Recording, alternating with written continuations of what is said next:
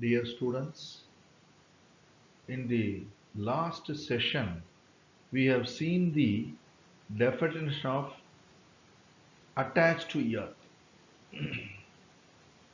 that is in the interpretation class. There we have also seen when a movable property will become a fixture or when it continue to be a movable. So for that the two tests we have seen, mode of annexation and purpose of annexation. So now in this session we are going to see the meaning of attested under section 3 para 4 of the Transfer of Property Act. So attested, a document or instrument is being attested, that means attestation. So in examination, whenever question was asked, write short notes on attestation. So I have come across nearly 80 to 90% of the students, you write an answer that attestation means signing by a gazetted officer as true copy in green ink. It is called attestation. Of course, as a layman, that may be correct. But what is the meaning of attested? An instrument has been attested. What it actually means. So that is clearly explained in this section 3 para 4 of the Transfer of Property Act. So you have to take that into account as a meaning. So that's why while commencing the definition section or interpretation clause under the Transfer of Property Act, so I have told you for a particular word there may be different meaning, but as far as a particular act is concerned, how it has to be construed or in what context that word has been used in the sections or in that enactment, that we have to see. So similarly here, the term attested, what is the definition? So definition, first I will tell you the definition exactly. So that I have splitted up in 4 categories or 4 parts in this slide. But I will first tell you the entire section as such in the Act. So it says the definition, it says like this: attested in relation to an instrument shall mean and shall always deem to have meant attested by 2 or more witnesses,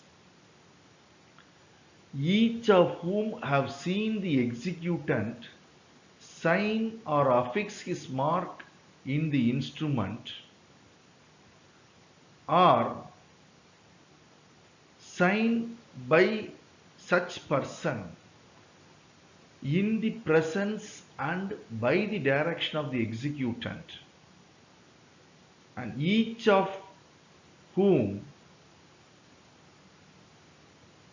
have signed before that, or each of whom have received personal acknowledgement of his signature or mark from the executant, and each of whom have signed in the presence of the executant, and it shall not be necessary for more than one person shall present at the same time, or more than one person shall not be present at the same time, and no particular form of attestation is necessary. So attestation means shall mean and shall always deem to mean, that is in respect of a instrument, by 2 or more witnesses. So first thing is attestation is to be a valid attestation, there should be at least minimum two. It may be more than two, any number of witnesses, 4, 5, 3, anything. But minimum it should be two. So that's why they use the word attested by two or more witnesses. So these two or more witnesses who have attested that instrument, each of whom, so each of those witnesses either have seen the executant sign or affix his mark in the instrument. Suppose if the executant is an illiterate, he may affix his thumb impression in the instrument. So these witnesses should have seen the executant signing the document or affixing his mark in the instrument, or suppose some other person is signing in the presence and by the directions. So the executant has given a direction to some other person or authorized person to sign the document. So it should have been done in his presence and by the direction. So that should have been seen by these two or more witnesses. Then the next thing are, each of these witnesses should have received personal acknowledgement of the signature or thumb impression from the executant. So he should have get the acknowledgement from the executant that it is his signature or it is his thumb impression. So they have used the word personal acknowledgement. Personal acknowledgement, what is meant by personal acknowledgement? It should be have a direct acknowledgement. He should get the acknowledgement of the signature or thumb impression of the executant from the executant directly and not from any third person. Suppose the son, daughter or anybody of the executant who has executed the document, he brought the document to the witness, attesting witness, that is attestar, that this is the signature of the executor or the executant has signed this document. So this acknowledgement of the signature by the executant is not proper because this acknowledgement is not directly from the executant. So that's why they say it should have a personal acknowledgement. And the next thing, all these witnesses, each of these witnesses, attesting witnesses or attestar, should sign the instrument or should attest the instrument in the presence of the executant. Before the executant only, each and every witnesses should sign. So either he would have actually seen the executant or he would have got the personal acknowledgement in any either case. But signing of the instrument by the witness, attestor, it should happen in the presence of the executant, not otherwise. Likewise, it is not necessary that all the witnesses should be present at the same time.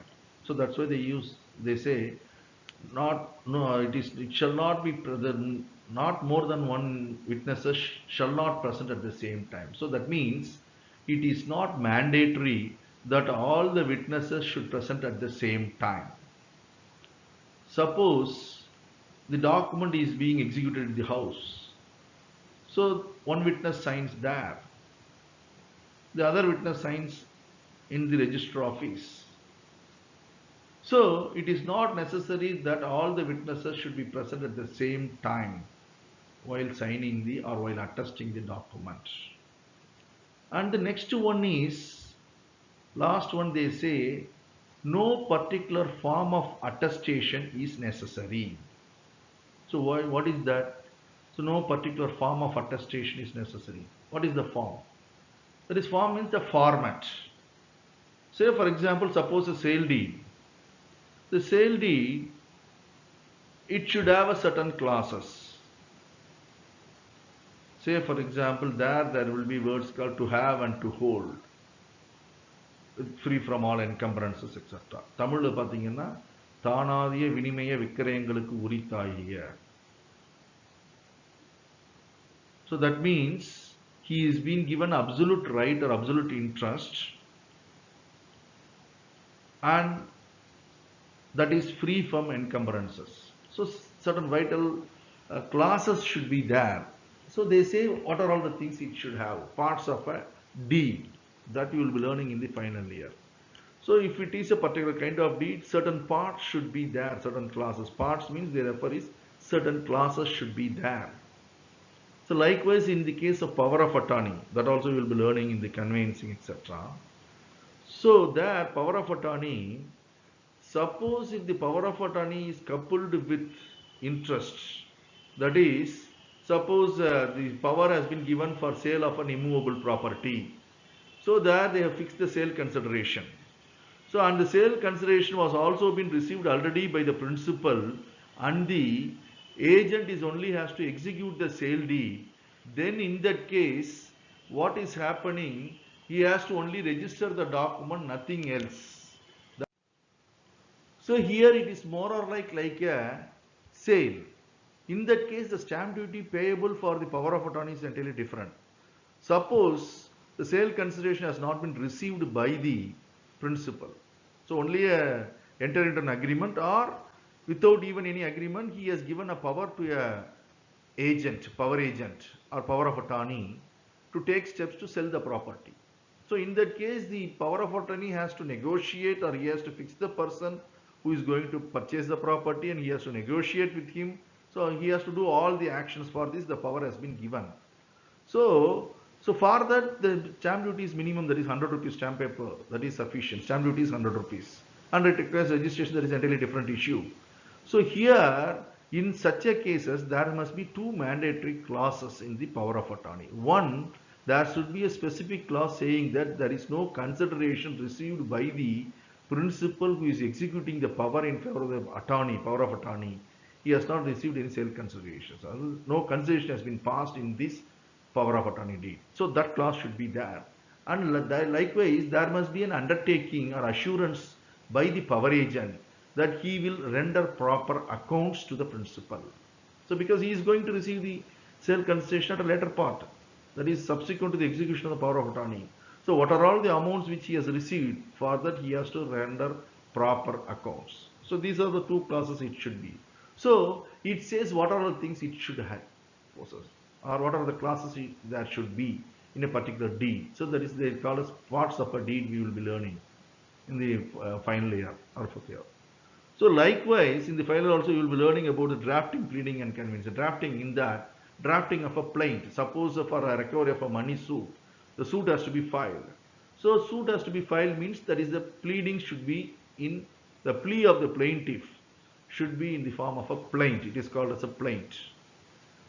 So that plaint what it should come, what is the form of a plaint. So in the civil procedure code, that also you will be learning in the final year, in the civil procedure code itself they have given the format.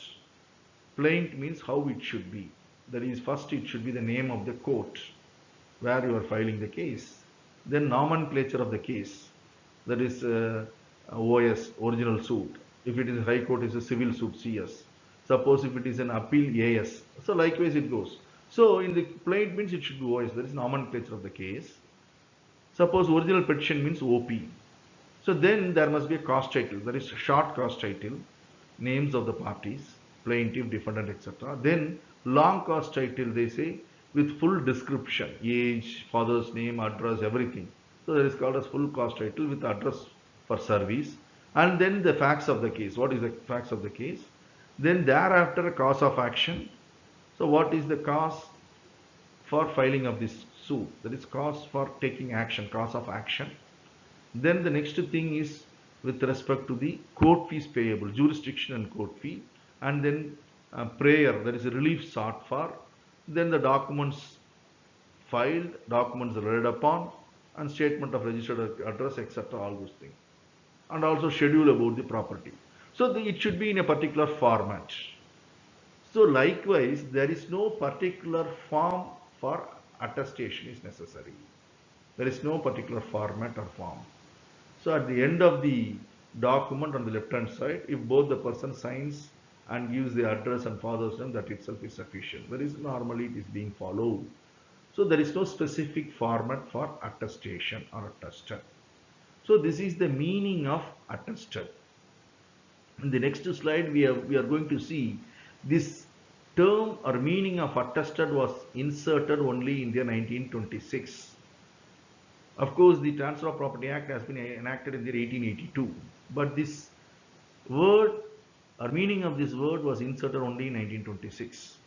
So now in the next slide we are going to see about what is the position of law prior to the insertion of the meaning attested, or how this word has been construed or understood or taken note of by the litigants or by the people. அதாவது அட்டஸ்டேஷன்னா சான்று ஒப்பம் அல்லது சாட்சி கையெழுத்திடுதல், சான்று கையெழுத்திடுதல். இது சட்டப்பிரிவு 3(14) சொல்லப்படுகிறது. அப்படின்னா என்ன சொல்றாங்கன்னா, சான்று ஒப்பம் இடுவது, சாட்சி கையெழுத்திடுவது அப்படின்னா அது எப்பொழுதுமே எதை குறிக்கும்னா, சாட்சி 2 அல்லது 2க்கு மேற்பட்ட சாட்சிகள் சாட்சி கையெழுத்திடுவது, கையொப்பமிடுவது. அந்த 2க்கு மேற்பட்ட சாட்சிகள் ஒவ்வொருவரும் அந்த ஆவணத்தை நிறைவேற்றியவர் கையெழுத்திட்டதையோ அல்லது கை நாட்டு வைத்ததையோ, அந்த ஆவணத்தில் வைத்ததையோ அல்லது வேறு ஒருவரை கையெழுத்திட ஆவணத்தை நிறைவேற்றுபவர் பணித்ததின் அடிப்படையில் அவர் முன்னிலையில் வேறு ஒருவர் கையெழுத்திட்டதையோ பார்த்திருக்க வேண்டும், அல்லது அந்த ஆவணத்தை நிறைவேற்றியவரிடமிருந்து நேரடியான ஒப்புதல் பெற்றிருக்க வேண்டும். எதை பற்றி ஒப்புதல்? அந்த நிறைவேற்றுபவருடைய கையெழுத்து அல்லது கை நாட்டு வைத்தது அவருடைய கையெழுத்து தான் அல்லது அவருடைய கை நாட்டு தான் என்று அவரிடமிருந்து நேரடியான ஒப்புதல். வேறு ஒருவர் மூலமாக வாங்கக்கூடாது. யார் அந்த ஆவணத்தை நிறைவேற்றினாரோ கையெழுத்திட்டாரோ அவரிடமிருந்து நேரடியான ஒப்புதல் பெற்றிருக்க வேண்டும். ஸோ இதுவாறாக ஒப்புதல் பெற்று இந்த சாட்சிகள் அனைவரும் நிறைவேற்றுபவர், அந்த ஆவணத்தை நிறைவேற்றியவரின் முன்னிலையில் கையெழுத்திட வேண்டும். ஸோ ஒன்றுக்கு மேற்பட்ட சாட்சிகள் ஒரே சமயத்தில் இருக்க வேண்டும் என்ற அவசியம் இல்லை. அதே மாதிரி இந்த சான்றொப்பம் அல்லது சாட்சி கையெழுத்திடுவதற்கென்று தனியான எந்த ஒரு விதியோ அல்லது ஃபார்மட் வடிவமோ கிடையாது. ஸோ அதுதான் நான் இப்போ இங்கிலீஷில் சொன்னேன். ஒரு கேஸ் ஃபைல் பண்ணோன்னா ப்ராது கொடுக்குறதுன்னு சொல்லுவோம். பிளைண்ட் கம்ப்ளைண்ட்னா ப்ராது, பிளைண்ட்னா அதாவது சிவில் கேஸ் இருந்தால் பிளைண்ட்னு சொல்லுவாங்க. அதில் வந்து ஒரு வடிவம் இருக்குது. இப்படி தான் அந்த பிளைண்ட்டை தயார் செய்யணும்னு இருக்குது. மேலே முதல்ல பார்த்தீங்கன்னா எந்த நீதிமன்றத்தாங்களோ நீதிமன்றத்து பெயர், அப்புறம் வழக்கினுடைய பெயர், அதாவது அசல் வழக்கு, உரிமையியல் வழக்கு, அப்புறம் வந்து மேல்முறையீடு, அதுமாரி இருக்குது. ஸோ அந்த வழக்குடைய பெயர் என்னங்கிறது கொடுக்கணும். அப்புறம் தரப்பினருடைய பெயர், அதுதான் ஷார்ட் காஸ்ட் டைட்டில்பாங்க. லாங் காஸ்ட்னா தரப்பினர் யார் வாதி பிரதிவாதி இருக்காங்களோ அவங்களுடைய முழு பெயர், தந்தை பெயர், வயது, என்ன மதத்தை சார்ந்தவர், அவருடைய விலாசங்கள் எல்லாத்தையும் முழுமையாக கொடுக்கப்படுகிறது. அதுக்கப்புறம் வந்து வழக்கை பற்றிய சொல்லணும். அதுக்கப்புறம் வந்து வழக்கிழை மூலம், காஸ் ஆஃப் ஆக்ஷன், வழக்கு மூலத்தை பற்றி சொல்லணும். அதுக்கப்புறம் வந்து ஆளுகை வரம்பிற்கும் நீதிமன்ற கட்டணம் செலுத்துவதை பற்றியும் சொல்ல வேண்டும். என்ன பரிகாரம் கோரப்படுகிறதோ அந்த பரிகாரத்தினுடைய மதிப்பு என்ன, அதற்கான நீதிமன்ற கட்டணம் என்ன, அதை பற்றி சொல்லப்பட வேண்டும். அதுக்கப்புறம் வந்து பரிகாரம், என்ன பரிகாரம் கோருகிறார்கள். அப்புறம் வழக்கு சொத்து சம்பந்தப்பட்டதாக இருந்தால் வழக்கு சொத்தினுடைய வரையறை, ஷெட்யூல், சொத்து விவரம். அதுக்கப்புறம் வந்து ஆவணங்கள், அந்த பிளைண்ட்டுடைய தாக்கல் செய்வது. அதுக்கப்புறம் எந்தெந்த ஆவணங்களை நீங்கள் வந்து ரிலை பண்ணுறீங்க. அதுக்கப்புறம் வந்து இந்த வழக்கு சம்பந்தமான சம்மன்கள் சார்பு செய்வதற்கான முகவரிகள், இதெல்லாம் கொடுக்குறது. ஸோ இதுக்கு ஒரு ஃபார்மெட்டுன்னு இருக்குது. ஸோ அதுமாரி சேல் டீட்னு எடுத்தால் அதுக்குன்னு ஒரு ஃபார்மெட் இருக்குது. அதுக்கப்புறம் வந்து பவர் ஆஃப் அட்டார்னி, அதிகார பத்திரம்னா அதுக்கு ஒரு அது நடைமுறை இருக்குது, அதுக்கான ஒரு ஃபார்மெட் இருக்குது. ஸோ அது மாதிரி இந்த அட்டஸ்டேஷனுங்கிறதுக்கு எதுவும் தனிப்பட்ட வடிவம் கிடையாது, இப்படித்தான் செய்யணுங்கிறது கிடையாது. பொதுவாக என்ன பண்ணுவாங்கன்னா வழக்கத்தில் என்னென்னா, எந்த ஒரு ஆவணம் எடுத்தாலும் அந்த கடைசி பக்கத்தில் இடது பக்கத்தில் வந்து சாட்சிகள் கையெழுத்திடுவார்கள். அதில் வந்து கையெழுத்து போட்டு அவங்க அப்பா பேர் அட்ரஸ் எழுதுவாங்க, இல்லை ஒரு அட்ரஸ் எழுதுவாங்க. ஸோ இதுதான் முழுமை. ஸோ குறிப்பிட்ட வகையாக இப்படித்தான் இருக்க வேண்டும் என்று எங்கும் சொல்லவில்லை.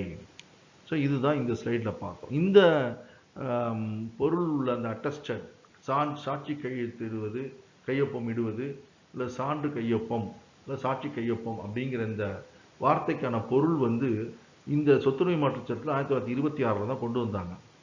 ஸோ 1882லேருந்து 1926 இது வர வரைக்கும் இந்த வார்த்தைக்கு இந்த சொத்துரிமை மாற்றுச் சட்டத்தில் எவ்வாறு பொருள் கொள்ளப்பட்டது அப்படிங்கிறத அடுத்த ஸ்லைடில் நம்ம விரிவாக பார்க்க போகிறோம்.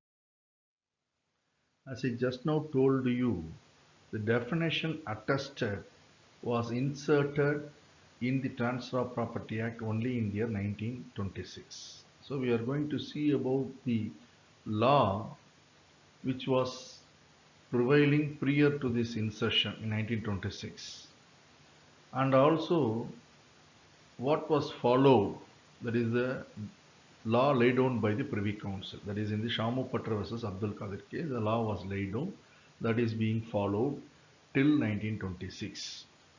So before the decision rendered in the Shamupatra case by the Privy Council, what is the position? What was the position? That also we are going to see. And also we are going to see about the distinction between the Indian law and the English law as far as this meaning of attested is concerned. So under the English law, attested means the witness has actually seen the executant signing the document. So what is the necessity for attestation or attesting a document by a attestor or a witness, otherwise called as witness? The person who is attesting the document, he stood as a testimony or evidence of the fact that a particular person has executed the document. So a person can act as a piece of evidence, or a person can stand as a witness, or stand as a person vouching a fact that this person has executed the document. So this can be done unless otherwise he has seen that person executing the document. So on this basis, the Privy Council rendered the decision in the Shamupatra case also. So in England, that is the position. So when they say two or more witnesses, the two witnesses should be present at the same time, then only they can see the executant signing the document, and then only it is a valid attestation. But what is the position of law in India? So as per the Transfer of Property Act is concerned, there is no definition. So when a dispute arose, whether an attestation is valid or not, whether the document has been validly attested or not, so when that issue has came up before the courts, what has happened? They have applied the similar analogical law which is available under the Succession Act. So under the Indian Succession Act, under section 50, it says, on getting acknowledgement from the executant, that is the person who has executed the document, so on getting acknowledgement from that person who has executed, a witness can attest a document. So attestor, after getting an acknowledgement from the person who has executed the document, it can be attested, it is valid. So this is as per section 50 of the Indian Succession Act 1865, the old enactment. So what has happened? The courts have started following this. That is, the courts in Allahabad and Bombay High Court applied the similar law which is prevailing in Indian Succession Act, or meaning as contemplated under that act, applied that and approved the attestation on acknowledgement. This has been followed by Allahabad and Bombay High Court. But whereas Madras and Calcutta High Court has took a contrary view, so that it says it is in line with the English law. So attestation means the person should have actually seen the executant signing the document. That alone be a valid attestation. getting acknowledgement, it cannot be. So they rendered the decision in line with the English law. So now in India there are two sets of views or decisions. One by the Allahabad and Bombay High Court recognizing the law as in Indian Succession Act and apply the same in the Transfer of Property Act, and said acknowledgement from the executant is sufficient for a valid attestation. So attestor can attest it on getting acknowledgement. But whereas our Madras High Court and the Calcutta High Court took a counter view, it cannot be, because attestation means it should be as a evidence or testimony for the fact of execution of a document. So it should actually seem the executant as in the case of English law. So that was followed, and the Indian Succession Act was not followed by the Madras and Calcutta High Court as far as the Transfer of Property Act is concerned. So when these dispute arose, one such a thing has gone up to Privy Council in the Shamu Pattar case. So after 1926, it is no longer a good law at all. It is not a law. So I have so many times I have repeatedly told, when there is no legislation or when there is any meaning of any word has to be interrupted, etc. In those cases, the decisions rendered by the apex courts have to be followed by the subordinate courts or courts subordinate to it. That I have told you repeatedly. So when a dispute arose with respect to Transfer of Property Act, and there is, or in even in the case of difference of opinion or different decisions by the different courts which are subordinate to an apex court, then in that case, what is the law settled or laid down by the apex court is binding. So in a case of Shamu Pattar case versus Shamu Pattar versus Abdul Qadir, in that case it went up to Privy Council. So there, you all know, it is not so as in the case of present day scenario. So there, now we are having a fast communication. If you want to file an appeal or anything before the Supreme Court in Delhi, you can go within an hour or so. Within 2 hours of this, you can reach Delhi and you can engage an advocate and you can file any case before the Supreme Court immediately. Visualize the position several years back. Say for example 20-30 years back. It cannot be. And it is not so affordable, not affordable to everybody. So that is the reason why even in Tamil Nadu, our Madras state here, Tamil Nadu, earlier, prior to 2006, there is only one court at Madras alone. There is a bench now at Madurai. This is because the people in the farthest end in Kanyakumari, Thoothukudi, Tirunelveli, so they cannot, if they want to have a redress after a decision rendered by the district court or any in the subordinate court, to reach the high court, it is not affordable. So justice should be within a reachable thing. That too for the poor litigants. So that's why they have started the bench there. So that is sufficient, and you can file it. Even then, because of voluminous of cases being filed, because of the awareness, legal awareness.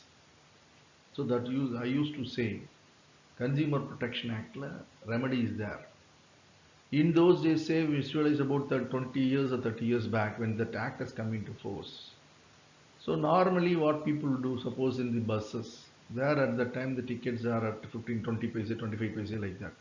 Suppose if 5 paise or 10 paise is not, change is not available and the conductor refuses to give, he has not given that. But under the Consumer Act, you can even for 10 paise, 15 paise, you can sue the corporation authorities of the buses, that is, if it is a private buses, the concerned authorities, for deficiency of service. But how many of people have invoked that? It is not so. Nowadays, because of awareness and other things, many people, even for 5 paise, 10 paise, 25 or 50 paise, 25 paise, if the change has not been given, there are a number of cases being filed. And also for operating ordinary services, express service, etc., they are seeking under the Right to Information Act the information whether it is right or not. Based on that, they can, if they are serving contrary to that, it is a service to the people. So they challenge that. So because of awareness, there is a lot of voluminous of cases. So it pending for so many years. So visualize this in the Shamu Pattar case. This has been decided in the Privy Council. In those days, if there is a voyage, it should be only by way of a ship. So it took nearly 9 years, 8 to 9 years for decision to be rendered by the Privy Council in the Shamupatra case, and in that case they have settled, as I just now told you, the object or intention for attesting a document is that that person stands as a testimony for a fact that that person has executed the document. So that can be, he can be a testimony and evidence of a fact that this person has signed, unless otherwise he has seen the executant signing the document. So actual seeing the document, signing the document is required. So he should actually witness the signing of the document by the executant. So English law is being followed, has to be followed. That was the law laid down in the Shamupatra case. So that has taken several years. Now question arose, what is the proposition of law in respect of the persons who have followed the decision of a court? What is the sin they have committed? Say for example, as I told you, prior to the settling down of law by the Shamupatra case by the Privy Council, prior to that, those persons who are living within the jurisdiction of Allahabad and Bombay and all, they have followed the decision rendered by that court. So those courts have held that the getting an acknowledgement from the executant is sufficient. So that was the thing, admission, that itself is sufficient. So that law has been followed by the people. So when those things have been challenged after the decision of the Privy Council in Shamupatra case, of any document which has, in which on acknowledgement attestation was made, but that document was put to challenge after the decision of the Shamupatra case. So when that document is put to challenge and when it has been decided by the courts of law, they have to follow the dictum laid by the Privy Council, which is the superior court. Any subordinate court, they have to follow that. It is a law of the land. As far as India is concerned, now present state, the law laid down by the Supreme Court is the law of the land. So they have to follow that. So now, if that law as laid down in the Shamupatra case, if it is applied, so this document, this attestation is invalid. It is not a valid attestation. But the parties have done so based on the decision rendered by the High Court of Bombay and Allahabad. Suppose if they live there. So now, for following a law laid down by a court, they have been at risk or they have been put to task. So now, how their right has to be safeguarded? Because they have done an action based on the decision of the court. Now that cannot be termed as illegal or is invalid. For the sake, what is the sin they have done by following the law or proposition laid down by the courts? So of course, because there is no specific explanation or meaning of the term under the Transfer of Property Act. In absence of that, a court interpreted and said this is the meaning, or this can be applied as a meaning, and it can be done as such, so that they have followed it. So to remove this anomaly or a problem which has come into existence in between the decision settled down by the Privy Council and the law which has been followed by the Bombay High Court. So in the interregnum period, whatever if the documents has been attested based on those decisions, what is their effect? What is its effect? To validate those transactions or those attestations, the Transfer of Property Validating Act 26 of 1917 was enacted. So by 1917, by that act, they have validated all those attestations made in line with the Bombay and Allahabad High Court. Because if it is those attestations are not validated, then all those things will become an invalid attestation because of the Shamupatra case. So up to 1917, that has validated all those things. In 1926, a Transfer of Property Amending Act 27 was introduced, by which for the first time the term attested was defined. So while defining the term attested, it is in line with the law, the Indian Succession Act, that is getting an acknowledgement. Apart from actually seeing the executant and signing the document, acknowledgement, that is personal acknowledgement from the executant, is also sufficient. That you would have seen in the earlier slide about the definition, personal acknowledgement. So either the witness attestor could have seen the executant signing the document, or could have get the personal acknowledgement. Both the things are valid as defined under section 3 para 4, that is attested. So this was inserted in 1926. Now the next question arose. So prior to, or up to 1917, when Validating Act has been enacted, whatever the things that has been following the decision of the Bombay and Allahabad High Court, that has been validated by 1917 Act. In 1926 Amending Act, the meaning itself has been amended. It is in line with the Indian law, that is acknowledgement. So what is that happen in rectum period? So the question arose whether this insertion of the meaning will have a prospective or retrospective effect. Retrospective means as if this meaning is there from the date of commencement of the act, that is in the year 1882. Prospective means it will be applicable only from the date of amendment in 1926. So when this issue has crept into, they want to give the benefit to in toto. So by 1927 amendment, the amendment in the year 1927, Transfer of Property Amending Act 10 of 1927, what they have done, they have inserted the meaning shall always deemed to have meant. So that means it is always means they have given a retrospective effect. So when this retrospective effect has been given to the definition or a meaning of attested, which has been inserted in 1926, so the law laid down in the Shamupatra case by the Privy Council became no longer a good law, because it says actually the witnesses should have actually seen the executant signing the document. Whereas the meaning of attested as inserted in 1926, it says either they can actually see the executant signing the document or on getting the personal acknowledgement. So in both the cases have been accepted. So the law laid down by the Privy Council is no more a good law. So this is about the attestation, that is the law which is prevailing in between the insertion and when the act came into force. So what is the position of law? And next thing, what is the difference between the English law and the Indian law in this aspect? So I have already explained to you the definition in the earlier slide. So it should be by two witnesses, each of whom have seen the executant signing or affixing the thumb impression or such other person signing in the presence and by the direction. That is one part. Seeing, actually witnessing, one part.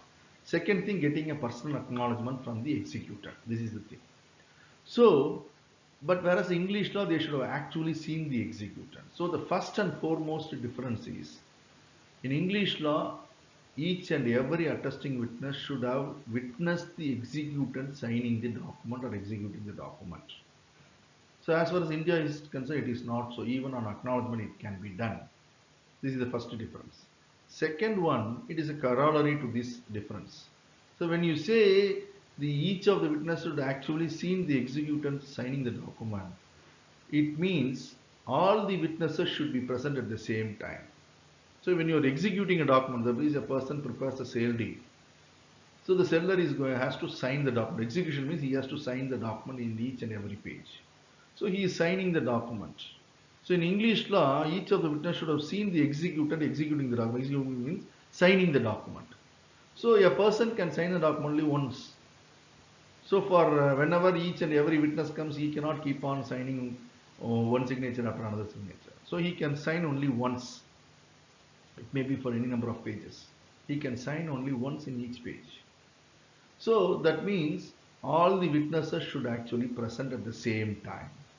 So as far as Indian law is concerned, it is not so, because one person can see actually the executant signing the document, so he presents. the other witness may not present along with him, he can come in a later part, and on getting an acknowledgement from the executor, he can attest it. So it is not necessary that all the witnesses should be present at the same time. These are the two major differences in Indian law and English law. இப்போ தமிழில் பார்த்தோம் அப்படின்னா ஏற்கனவே வந்து definition சொல்லிட்டாங்க. அது 1926 தான் வந்துச்சு சட்ட திருத்தம் மூலியமாக. ஸோ அதுக்கு முன்னாடி என்ன சட்டம் இருந்தது அப்படின்னு பார்த்தோம்னா நிலுவையில் எப்படி இருந்துச்சுன்னா, அதுக்கு முந்தின ஆங்கில சட்டத்தை அமல்படுத்தினாங்க சில நீதிமன்றங்கள் அதுக்கு வேறுபட்டு மாறுபட்டு நிலைப்பாட்டை எடுத்தது. அப்போ பார்த்தீங்கன்னா என்னென்ன ஆங்கில சட்டம் என்ன சொல்லுதுன்னா, ஒருத்தர் சான்று கையொப்பமிட்டார் அப்படின்னா, சான்றுன்னு என்ன, எவிடன்ஸ். சான்று கையொப்பமிட்டார் அப்படின்னா, சான்று கையொப்பமிடல் அப்படின்னா என்னன்னா, சான்று கையொப்பம் எதுக்கு போடுறாங்க? ஒரு ஆவணத்தை இன்னார் எழுதினார் கையெழுத்திட்டார் என்பதற்கான சான்றுன்னா ஆதாரமாக நிற்கிறார். எப்போது ஆதாரமாக இருக்கணும்னா, இவர் தான் அதை கையெழுத்திட்டார்னு எப்போ அவர் ஆதாரமாக நிற்க முடியும்? அவர் கையெழுத்திட்டதை இவர் நேரடியாக பார்த்தால்தான்.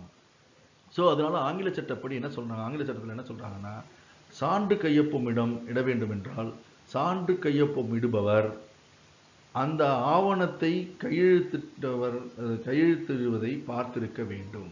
அப்ப யாரெல்லாம் சாட்சி கையெழுத்து போடுறாங்களோ அனைவரும் அந்த ஆவணத்தை நிறைவேற்றியவர் கையெழுத்திட்டதை நேரடியாக பார்த்திருக்க வேண்டும். இது ஆங்கில சட்டம்.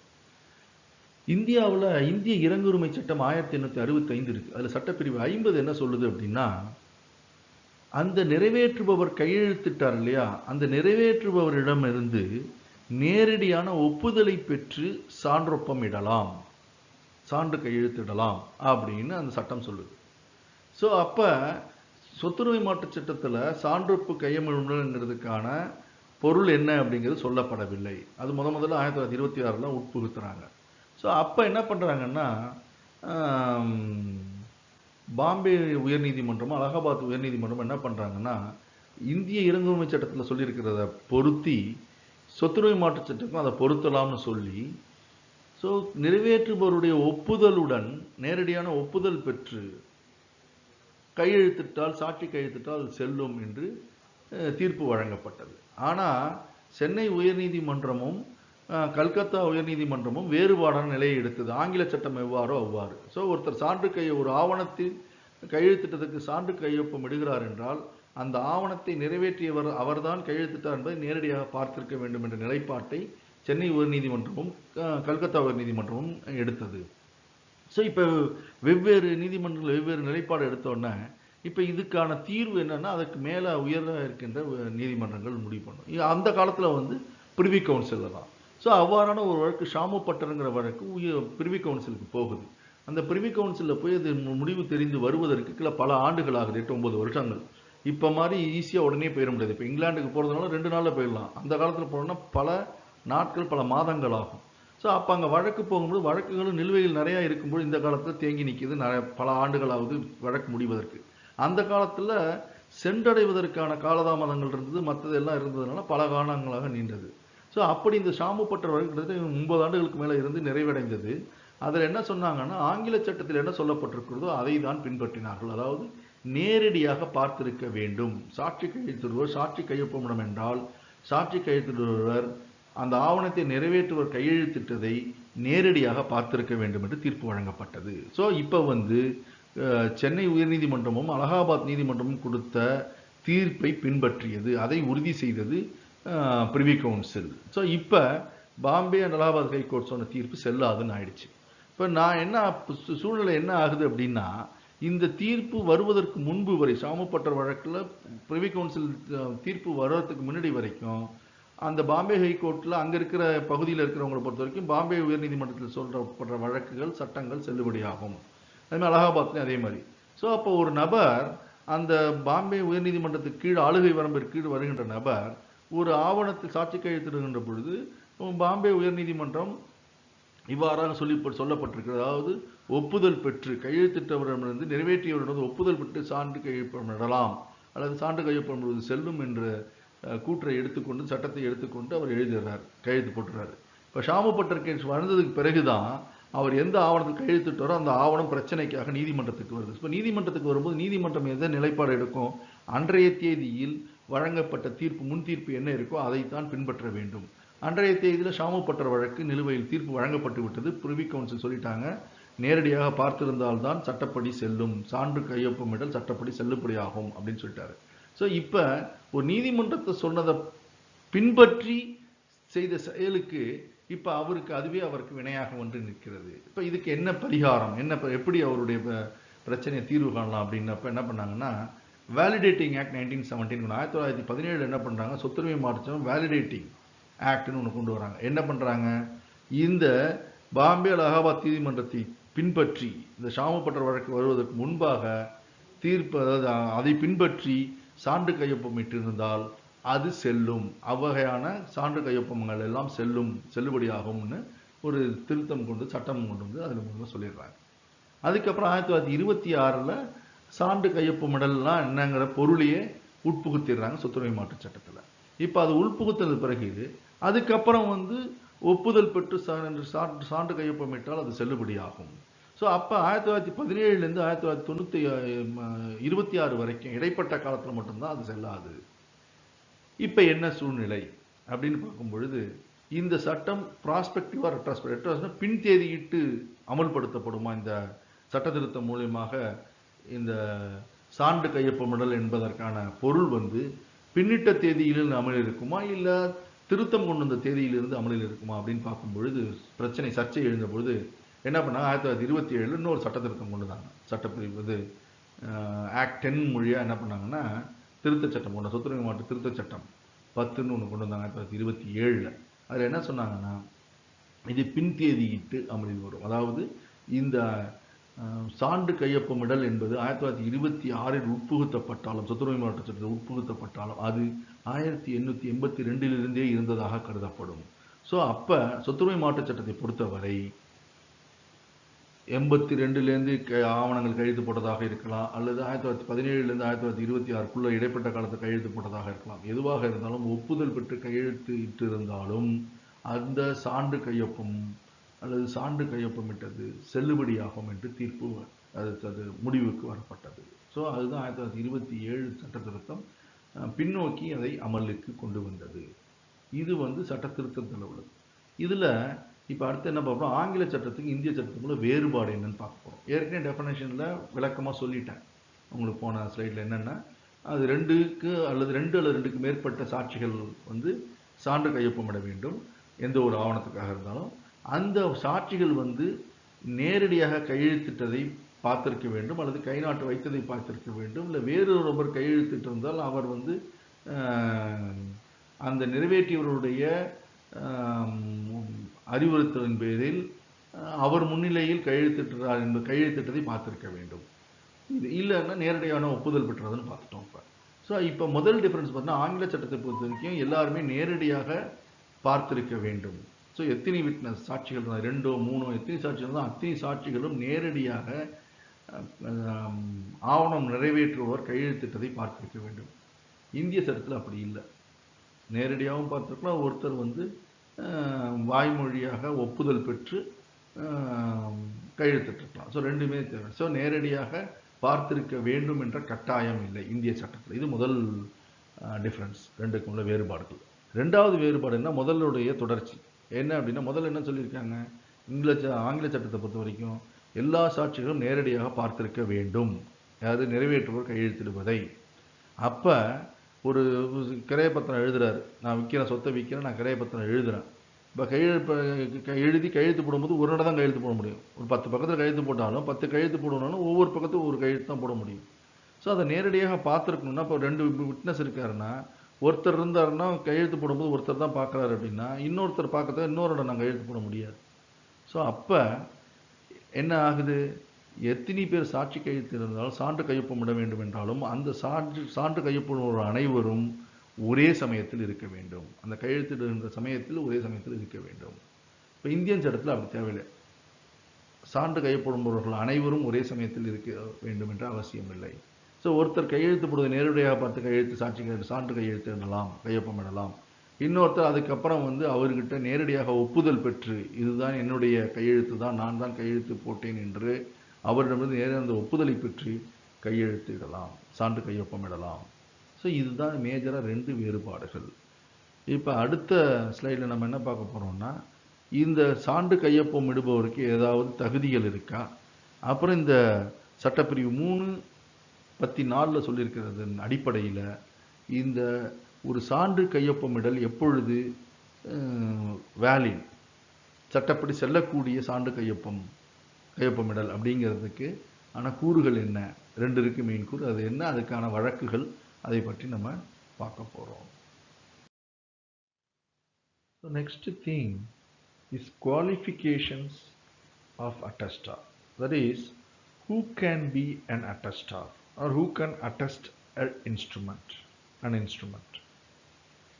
So for this there is no educational or other qualification. The qualification means he should be a sui juris, that is competent to contract. That means an attestor should not be a minor. Competency to contract means it says he should be a majority, he should not be minor. So he should have attained the age of 18. So minor cannot be an attestor. Then an insane person cannot be an attestor. So whatever the ingredients for a valid contract, that is competency to contract, who can enter into a contract, the same thing is here. That's why they use the word sui juris. So sui juris means in the eye of law he should be a competent person. So he should be a major or he should have sound mind. And there is no, as I told you just now, there is no education. Even an illiterate, a person who is putting thumb impression and who doesn't know to sign, he is illiterate, not educated. So then he can also be a attestor. So what is required is he should have an intention to attest. That they call it as animo attestandi. That is, animo attestandi means intention to attest. So the person should have an intention to attest. So what does this mean? Suppose as far as any parties to the document or the instrument cannot be an attester. Say for example, nowadays both the purchaser and seller has to sign. So in those days, that is I am saying about prior to 2006 and all. So as far as the sale deeds are concerned, only seller alone has to sign. The person who is conveying the right, he alone has to execute. He alone will sign. So purchaser's signature is not required. But in those cases also, or at those point of time also, the purchaser to whom the right is going to be conveyed or the right is going to be vested, he cannot be a witness, that is attestor. So party to the document or instrument cannot be a witness or attestor. So this has been said in the qualification. Then there is a question with respect to whether the registrar in the register office, whether he can act as an attestor or whether he can sign as an attestor. So here there are conflict of views. This Madras High Court and Nagpur High Court has taken a view that registrar can attest a document which came up for registration before him. But a contrary view was taken by the Calcutta High Court and Allahabad High Court and the Bombay High Court. So there are two differences of opinion among the high courts. This was settled down by the Supreme Court in 1969. Abdul Jabbar versus Venkata Shastri. Abdul Jabbar versus Venkata Shastri. In that case, the Supreme Court has laid down the law. There they say animo attestandi, that is intention to attest the document or instrument. So the attestor should have an intention. There they have said that in respect of the registrars are concerned, they have been given certain duties and responsibilities under the Registration Act. So they are the registering authority before whom the documents which are compulsorily registerable under the Indian Registration Act or under the Transfer of Property Act, which we are going to see in the specific transfers with respect to sale and other specific transfers. There itself they say whether the document is required registration or not. Say for example section 54 of the Transfer of Property Act, which deals with respect to the sale, which says if the value of the property is 100 rupees or more, it requires compulsory registration and it should be in writing. The similar thing as far as the sale in by way of the immovable property, it is compulsory registrable as per section 17 of the Indian Registration Act. So it says all those things. So under the Registration Act, where the document is produced for registration, the registrars have powers and duties and responsibilities. So his powers and duties are something else, and he has no intention to attest a document. So there is no animo attestandi. So registrar of the registering authority, a registering office, cannot act as a attestar. So that dispute or contrariness or inconsistency in the various high courts have been settled down, and it has been declared by the Supreme Court that the registrar who have no animo attestandi or intention to attest cannot be a attestar. So this was laid down. This is about the qualification of an attestar. Then the next thing is requirements of a valid attestation.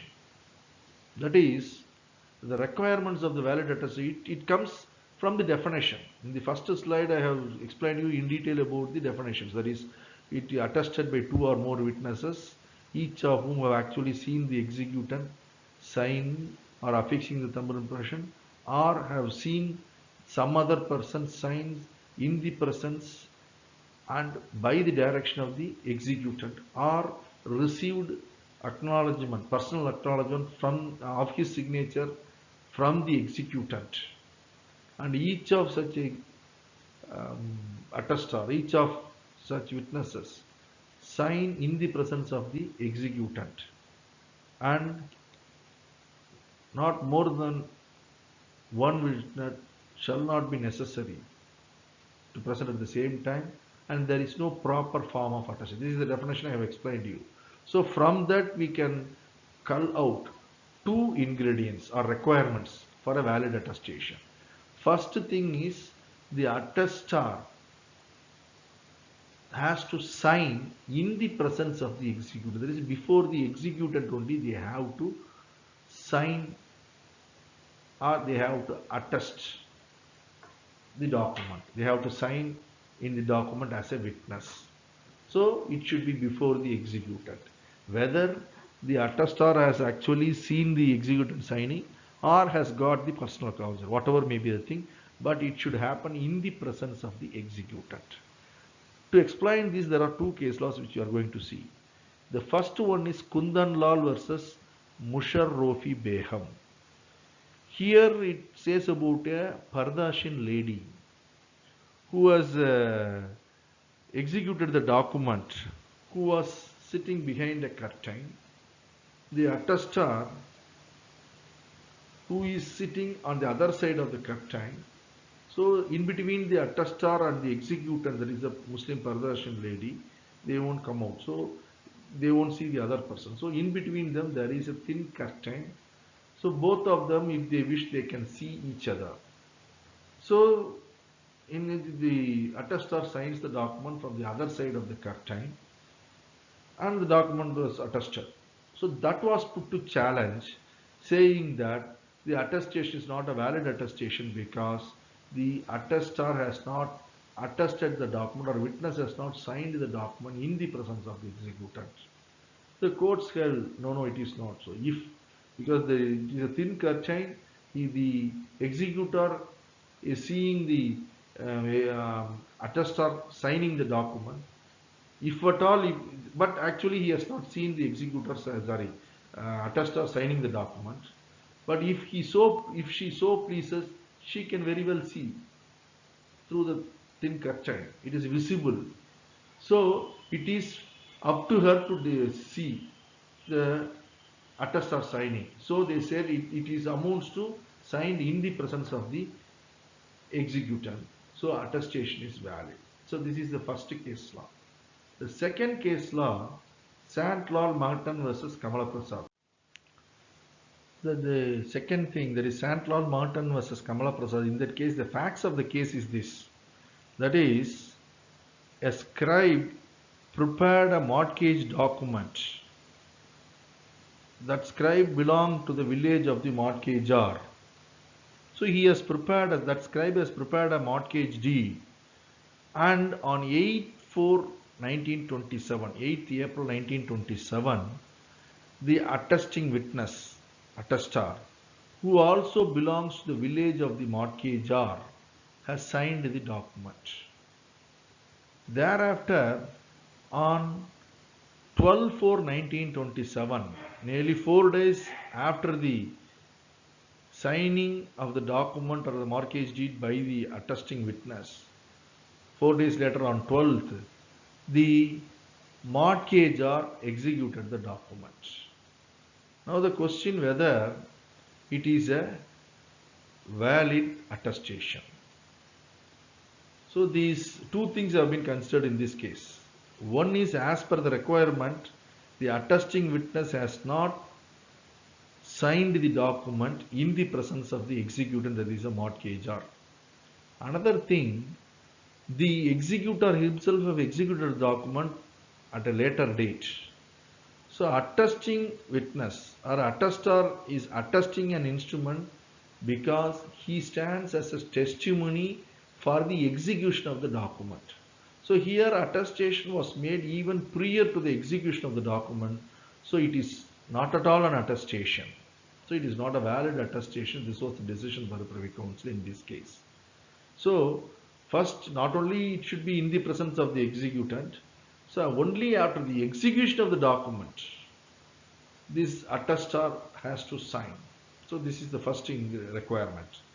Second requirement, these attesting witnesses should have seen the executant signing the document or affixing the thumb impression, or he should have get a personal acknowledgement from the executant about the execution. So this was clearly explained in this case, Rao Ganga Parshad Singh versus Isturi Parshad Singh. You can see in the slide. So here it is clearly said, that is explained about the personal acknowledgement. As far as the facts of this case is concerned, here also it is some Pardashian lady. She has signed it inside, and the instrument which has been executed by this lady was brought by her son to the attestor, and he said it has been signed by his mother. So getting acknowledgement, attestor has attested the document.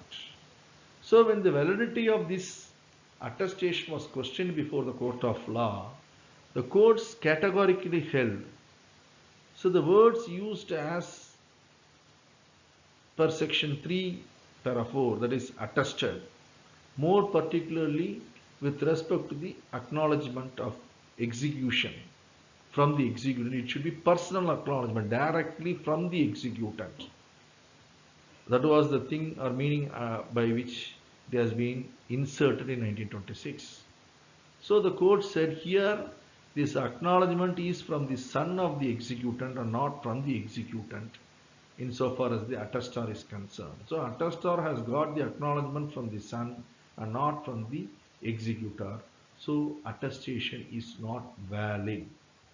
It is not a valid attestation. Likewise, in the other case, another is Podarnath Halwai versus Ram Narayan Upadhyaya.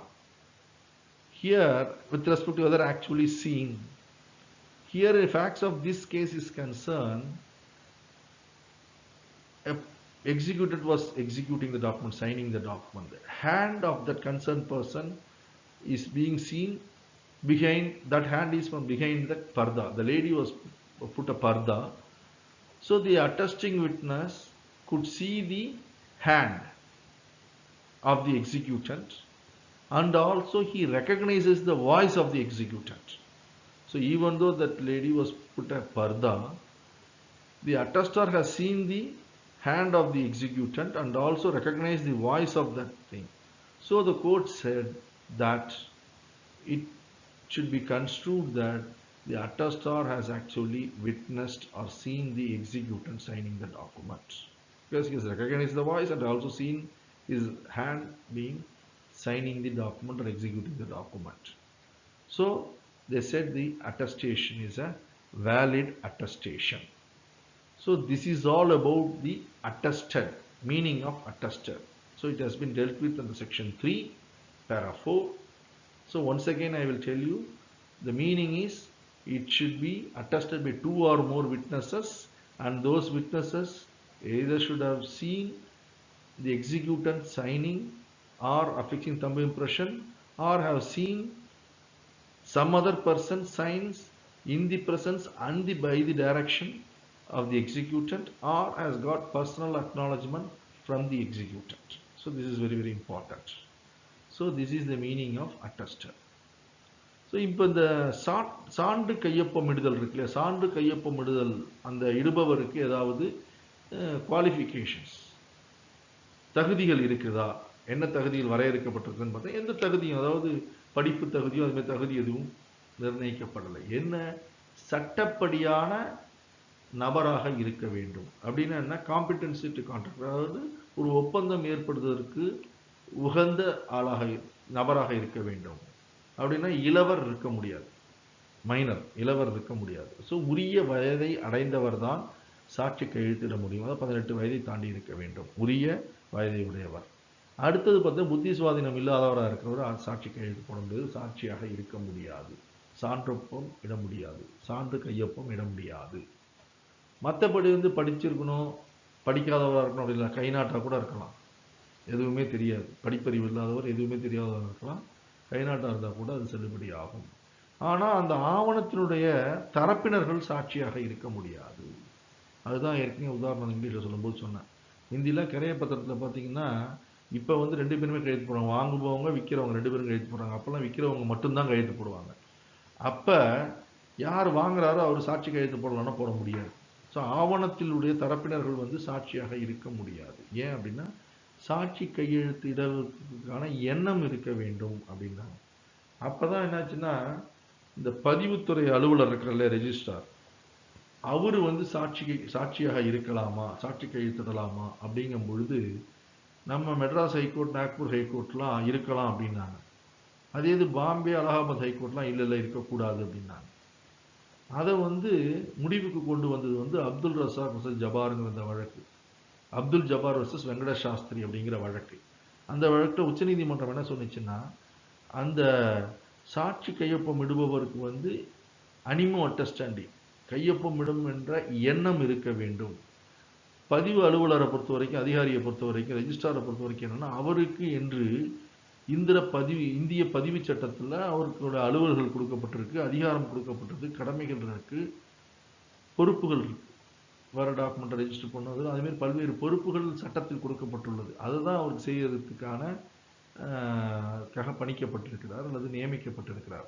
So அவருக்கு அந்த பதிவுத்துறைக்கு அந்த அலுவலகத்திற்கு பதிவுக்கு வருகின்ற ஆவணத்தில் சாட்சியாக சான்று கையொப்பமிட தகுதி கிடையாது, எண்ணம் வராது. ஏன்னா அவருக்கு வேறு அலுவலர்கள் கொடுக்கப்பட்டிருக்கு. அதனால் அவர் சாட்சியாக சான்று கையொப்பம் இட முடியாது என்று உச்சநீதிமன்றம் தீர்ப்பு வழங்கி, இருவேறு நிலைப்பட்ட நிலை எடுக்கப்பட்ட உயர்நீதிமன்ற தீர்ப்புகளுக்கு ஒரு முடிவு வழங்கப்பட்டது. ஸோ அதுக்கப்புறம் பார்த்தீங்கன்னா, இந்த செல்லுபடக்கூடிய சான்று கையொப்பமிடல், சாட்சி கையெழுத்து இல்லை கையொப்பம், சான்று கையொப்பம் அப்படிங்கிறதுக்கு தேவையானவர்கள் என்ன அப்படின்னா, நம்ம ஏற்கனவே டெஃபினேஷனில் டீட்டெயிலாக சொல்லியிருந்தோம். 2 அல்லது 2க்கு மேற்பட்ட சாட்சிகள் என்ன பண்ணியிருக்கணும், சாட்சி கையெழுத்து நிறைவேற்றுபவர்கள், ஆவணத்தை நிறைவேற்றுபவர் கையெழுத்திடுவதையோ அல்லது கை நாட்டு வைப்பதையோ அல்லது வேறு ஒரு நபர் கையெழுத்திடுவதை நிறைவேற்றுபவர்களுடைய முன்னிலையில் அவருடைய அதிகாரத்தின் அடிப்படையில் அவருடைய உத்தரவின் அடிப்படையில் கையெழுத்திடுவதை பார்த்திருக்க வேண்டும். அல்லது நிறைவேற்றியவரிடம் ஒப்புதல், நேரடி ஒப்புதல் பெற்றிருக்க வேண்டும் அப்படிங்கிறது டெஃபினேஷனில் பார்த்தோம். ஸோ அதில் முக்கியமாக 2 என்னென்னா, சாட்சி கையெழுத்திடுபவர் ஆவணத்தை நிறைவேற்றியவர்கள் முன்பாக கையெழுத்திட வேண்டும் இன் தி பர்சன். அதுதான் ஃபஸ்ட்டு முக்கியம். அதுக்காக தான் 2 வழக்குகள் சொல்லப்பட்டிருக்கு. குந்தன்லால் விருதர் முஷர்ரோஃபி பேகம் அப்படின்னு ஒரு வழக்கு, இன்னொன்று ஷாண்ட்லால் மகட்டன் எதிர் கமலபிரசாத் அப்படிங்கிற வழக்கு. முதல் வழக்குடைய வழக்கு தன்மை என்ன அப்படின்னா, குந்தன்லால் வழக்கில் என்ன அப்படின்னா, ஒரு பர்தாசின் லேடி திரைக்கு அந்த பக்கம் இருக்காங்க, இந்த பக்கம் சான்று கையெழுத்து போடுறாரு. ஸோ இப்போ ஆவணத்தை நிறைவேற்றியவரோ அல்லது சான்று கையொப்பம் இட்டவரோ நினைத்தால் ஒருவரை பார்த்துக் கொள்ளலாம். அப்ப நிறைவேற்றியவர் பார்க்கவில்லை, ஆனால் அவர் பார்க்க வேண்டும் என்று நினைத்தால் சாட்சி கையெழுத்திடுவதை பார்த்திருக்கலாம். இருவருக்கும் இடையே ஒரு மெல்லிய கர்டைன் அது மட்டும்தான் இருக்கு. ஒருத்தரை ஒருத்தர் அந்த கர்டைன் மூலியமாக பார்த்து கொள்ள முடியும். ஸோ அப்போ பிரிவி கவுன்சில் என்ன சொன்னிச்சுன்னா, வேணும் பார்க்கணும் என்று தோன்றினால் நிறைவேற்றுபவர் பார்த்தால் கையெழுத்திடுவர் சான்று கையொப்பமிடுவரை பார்க்கலாம். ஸோ அப்போ சான்று கையொப்பமானது நிறைவேற்றுவரின் முன்னிலையில் தான் கையெழுத்து போட்டதாக கையொப்பம் இடப்பட்டதாக கருதப்படும் அப்படின்னு அந்த வழக்கில் சொன்னாங்க. இன்னொரு வழக்கு சாண்ட்லால் மகட்டன் வர்சஸ் கமலா பிரசாத்ங்கிற வழக்கில் என்ன அப்படின்னா, ரெண்டு இது. ஒன்று அவர் முன்னாடி கையெழுத்திட போகணுங்கிறது ஒன்று. அதோட முக்கியமாக சான்று கையொப்பமிடுபவர் அந்த ஆவணம் நிறைவேற்றுபவர் கையெழுத்திட்ட பிறகுதான் போட வேண்டும். நிறைவேற்றம் முடிந்தது பிறகுதான் சான்று கையொப்பமிடப்படும். ஏன்னா அவர் சான்றாக நிற்பதே இந்த ஆவணத்தை இவர் நிறைவேற்றி கையெழுத்திட்டார் என்பதற்கு சான்றாக இருக்கிறார். அப்ப அந்த ஆவணம் நிறைவேற்றப்பட்ட பிறகு சான்று கையொப்பம் இட வேண்டும். இந்த வழக்கை பொறுத்தவரைக்கும் வழக்குத்தன்மை என்ன அப்படின்னா, இந்த ஆவணம் வரைபவர் பத்திரம் எழுதுறாங்களா, பத்திரம் பதிவு எழுதுறவர், பத்திரம் எழுதுறவர் என்ன பண்றாருன்னா, அவர் ஒரு அடமான பத்திரம் தயார் பண்றார். இந்த அடமானதாரர் ஆவணம் வைப்பவர் இருக்கிறார் இல்லையா, அவர் இருக்கிற ஊர்லயே இருக்கார். அந்த ஊர்ல அவர் அந்த அடமான பத்திரத்தை தயார் செய்கிறார். தயார் செய்த அந்த அடமான பத்திரத்தில் 8/4/1927 சான்று கையொப்பமிடுபவர் கையெழுத்திட்டு விடுகிறார். அதுக்கப்புறம் 4 நாள் கழித்து 12/4/1927 என்ன பண்றாருன்னா, அந்த மார்க்கேஜார் அடமானம் வைப்பவர் என்ன பண்றாரு, கையெழுத்து போடுறார். இப்ப இந்த சான்று கையொப்பம் செல்லுமா செல்லாதா என்று பார்க்கின்ற பொழுது நீதிமன்றம் என்ன கருத்தில் கொள்கிறது என்றால், சான்று கையொப்பம் இடுபவர் ஒரு நபர் இந்த ஆவணத்தை நிறைவேற்றி கையெழுத்திட்டார் என்பதற்கு சான்றாக நிற்பதனால் அந்த ஆவணம் நிறைவேற்றப்பட்ட பிறகுதான் சான்று கையொப்பம் இடுபவர் சான்று கையொப்பம் இட வேண்டும். இந்த வழக்கில் ஆவணம் நிறைவேற்றுவோர் கையெழுத்திட்டது 12ஆம் தேதி 12/4/1927. ஆனால் சான்று கையொப்பமிட்டவர் 8/4/1927 அன்றே செய்துவிட்டார். இது நிறைவேற்றுபவர் முன்னிலையில் கையெழுத்திட்டதாக கருத முடியாது. இது சட்டப்படி செல்லத்தக்கது அல்ல, செல்லாது அப்படின்னு சொல்லிட்டார். அடுத்து 2வது காரணி என்ன ரெக்குயர்மெண்ட் என்ன அப்படின்னா, இந்த சான்று கையொப்பம் இடுபவர் நிறைவேற்றுபவர் கையெழுத்துடைய நேரிலே பார்த்திருக்க வேண்டும் அல்லது ஒப்புதல் மூலமாக நேரடியாக ஒப்புதல் பெற்றிருக்க வேண்டும். இதை பற்றி விளக்குறது தான் இந்த 2 வழக்கில். அது குறிப்பாக முதல் வழக்கு ராவ் கங்கா பர்ஷத் சிங் வர்சஸ் இஸ்தூரி பர்ஷத் சிங்கிற வழக்கு. அந்த வழக்கில் என்ன ஆகுது அப்படின்னா, இதில் ஒரு பர்தாசின் லேடி தான், அவங்க வீட்டில் வச்சு கையெழுத்து போடுறாங்க, ஆவணத்தை நிறைவேற்றுறாங்க. அதை அவருடைய மகன் எடுத்து சாட்சி கையெழுத்திடுகின்ற சான்று கையொப்பம் இடுபவரிடம் சான்று இடக்கூடிய அந்த நபரிடம் சாட்சியிடம் இது எங்கள் அம்மாவோட கையெழுத்து என்று ஒப்புதல் அளிக்கிறது. அதன் அடிப்படையில் கையெழுத்திடப்படுகிறது. இது நீதிமன்றத்துக்கு பிரச்சனைக்கு போகும்போது சட்டப்படி செல்லக்கூடிய சாட்சியம் இல்லை, சான்று கையொப்பம் அல்ல என்று வாதிடுகின்ற பொழுது என்ன வாதம் முன்வைக்கப்படுகிறது என்றால், இவர் இந்த சான்று கையொப்பம் இட்டவர் நிறைவேற்றுபவர் முன்னிலையில் நிறைவேற்றுபவரிடம் நேரடி ஒப்புதல் பெறவில்லை, அவருடைய மகன் மூலம் ஒப்புதல் பெற்று கையெழுத்திட்டிருக்கிறார். சட்டப்பிரிவில் நேரடியாக பர்சனல் அக்னாலஜ்மெண்ட் நேரடியாக அவரிடம் தனிப்பட்ட முறையில் அவரிடம் ஒப்புதல் பெற்றிருக்க வேண்டும், அது பெறவில்லை. அதனால் இது சட்டப்படி செல்லக்கூடிய சான்று கையொப்பம் அல்ல என்று தீர்ப்பு வழங்கப்படுகிறது. அதுக்கப்புறம் இன்னொரு கேஸ் என்னன்னா, போதாராத் ஹல்வாய் வர்சஸ் ராம் நரேன் உபாத்யாயா. அந்த வழக்கில் என்ன சொல்றாங்கன்னா, பர்தால இருக்கிற லேடி ஒருத்தவங்க கையெழுத்து போடுறாங்க, ஒரு ஆவணத்தை தயார் பண்றாங்க. அந்த சான்று கையொப்பம் வந்தவர் அந்த பெண்மணியுடைய கையை பார்க்குறாரு, பர்தாலேருந்து வெளில வந்திருக்கிறது, அந்த கைக்கு பின்னாடி இருக்கிற பர்தா இருக்கு, அவங்க கையெழுத்து போடுறதை பார்க்குறாரு. அதுக்கப்புறம் அவங்களுடைய குரலை சரி செய்து கொள்கிறார், அறிந்து கொள்கிறார், யாரோட குரல்னு கண்டுபிடிச்சிக்கிறார். ரெக்கக்னைசஸ் கண்டுபிடித்து கொள்கிறார், அவருடைய குரலில் இருந்து யார் இன்னார் என்று கண்டுபிடித்து விட்டு அதுக்கப்புறம் ஒரு சான்று கையொப்பம் விடுகிறார். இப்போ இதில் பார்க்கறதுன்னா பார்த்துக்கலாம், யார் இந்த கையெழுத்து போடுறது ஒரு பார்க்குறாரு. அப்போ witness signature or execution. So அதனால் இது சட்டப்படி செல்லக்கூடிய சான்று கையொப்பம் என்று தீர்ப்பு வழங்கப்படுகிறது. ஸோ இதனால் ஓவராலாக என்ன இது வரைக்கும் பார்த்துருக்கோம்னா, சான்று கையொப்பம்னா என்ன, சான்று கையொப்பமிடல் அப்படின்னா என்னங்கிறது, அட்டஸ்டட் ஆர் அட்டஸ்டேஷன் அப்படிங்கிறதுனுடைய பொருளை நம்ம விரிவாக வழக்குகளோடு சேர்த்து பார்த்தோம். ஸோ நன்றி. அடுத்த செஷனில் திருப்பி பார்க்கலாம்.